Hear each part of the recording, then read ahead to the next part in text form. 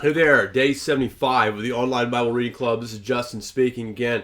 We are going to be looking at Deuteronomy 28 and 29 and Mark 14, 54 through 72, the final portion of Mark 14. And we are very close to finishing both Deuteronomy and Mark. That'll be 2 New Testament books and 5 Old Testament books. So let's dig into it. We're finishing the section on the blessings and curses that are going to be pronounced there in the final part of the sermon on the plains of Moab by Moses. Now, this is going to end with a prophecy of doom, right? So the gospel of Jesus Christ is a gospel for failures. Now, Moses is one who has lived a life in Pharaoh's palace. He has been rescued, and despite a bounty being put on his head and all the newborns of his race in the first chapters of Exodus way back then, he was rescued then, and he was rescued from certain doom numerous times. He eventually met face to face with God and became the human who was instrumental in leading the people out of slavery. He knew the wrath of God. He'd seen it at the Red Sea when God turned his wrath on the Egyptian army and destroyed them. And he saw the curses of leprosy on his sister. Remember that? And the plagues unleashed upon the idolatry of the Egyptians and upon even the Israelites as they committed idolatry in the journeys in the wilderness. And he pleaded with Israel not to forsake God and his word and become like the nation from whom they were set free. Yet even Moses succumbed to anger and idolatry himself and was left behind. He was under the curse of God and he would be left behind. He failed in the end to live up to the role of mediator or redeemer. And since Genesis 3:15, we've been looking for this one to come who is going to redeem the people from all of their sins and destroy the works of the devil. And it just hasn't happened yet. It wasn't Moses. It was not him. And so what Moses will say in the end of Deuteronomy 28 and into 29 as he rehearses the story of redemption again for them is that they're going to be brought back to Egypt and sell themselves back into slavery. The irony, though, is there'd be no buyer. They'd long to return to slavery, but God would preserve them, and God's people would wreck themselves. But God's going to even frustrate that. Ultimately, they can't wreck themselves. Jesus is going to be sent and born under this same law we've been talking about, as Galatians 4:4 says, to become a curse for them and redeem them from the curse. That's Galatians 3:13. He's going to become the cursed one so that they can be brought into full redemption. Now, the prophecy of doom ultimately falls on the true Moses, the true Israel, the Christ, who's going to be the true Adam, the next Adam, who's going to keep the law. So as Moses returns to telling the story, he rehearses all they've went through. God has engineered our lives to be about following Christ unto new obedience and through faith, rather than turning in autonomy from him and worshiping ourselves and idols and seeking to prop ourselves up.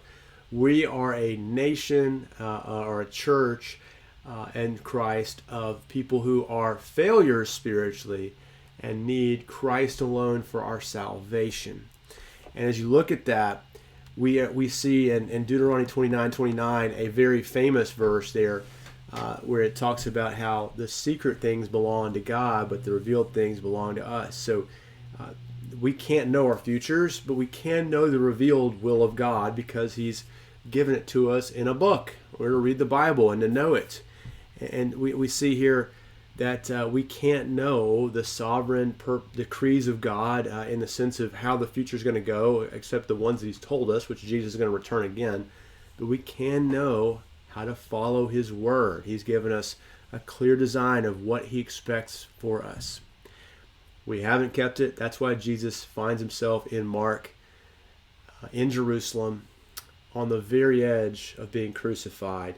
He's been betrayed by Judas and handed over to the authorities, and Peter is following at a distance and is now betraying Jesus. Well, when we zoom in on the trial there that's going on at the high priest's residence, and you see that Caiaphas is speaking to Jesus, the high priest, and he wants him to make a confession, so to speak. They're talking about how he's claimed to. They can't come up with anything on him. He's claimed to want to destroy the temple and raise it up, and they don't understand that. But the man looks at him and says, "Have you no answer?" And Jesus stays silent. Then you see also he says, finally, the high priest says, "Are you the Christ, the Son of the Most Blessed, the Son of the Blessed?" And Jesus said, "I am. And you will see the Son of Man seated at the right hand of power and coming with the clouds of heaven." Now, the high priest tore his garments at that statement by Jesus, that sentence of Jesus. And then he says, "What further witnesses do we need? You've heard this blasphemy. What is your decision?" And they all condemned him as deserving death. They spat on him in the face, and they struck him. And the guards who hit him said, "Prophesy, who hit you, if you're so godly?" So I want to highlight this because when I was a seminary student back in Charlotte, this is one of the most memorable moments of my life. I sat down, and I was still a young believer at the time, and I had the opportunity to sit and hear someone known as a Jesus seminar scholar, and this man had come and given a lesson at a church, and in it he claimed that Jesus never claimed to be God. He never claimed to be God. And I'm like, are you kidding me? Because I knew this story, and I asked him about it. He said, "Oh, he didn't claim to be God." He said, I am the Son of Man." Well, so listen, 2 ways in verse 62 of Mark 14, Jesus claims to be God. When the high priest asked him the question, "Are you the Christ, the Son of the Most Blessed?" and he says, "I am." Of course, he's alluding to Exodus 3. This is when Moses says, "Who shall I tell sent me to you?" and says, "Tell him I am sent you. I am that I am. I am the ultimate. All things are derived from me. All things are revealed from me. I am." Now, that's the first part. But if you look at it, the Son of Man seated at the right hand of power, coming in the clouds of heaven. You know who that is? That's the man in in Daniel 7. He's relating back to the Son of Man figure in Daniel 7. And I'm like, this guy, I won't name his name, but he knows better. He knows better. He's a scholar. He's intentionally misleading people in order to draw them away from Christ. Just because Jesus doesn't say, "Hey, I am God," like we would expect him to say. He's saying it, though, in a very Jewish way, and a Jewish person in this text clearly understands him to be doing so.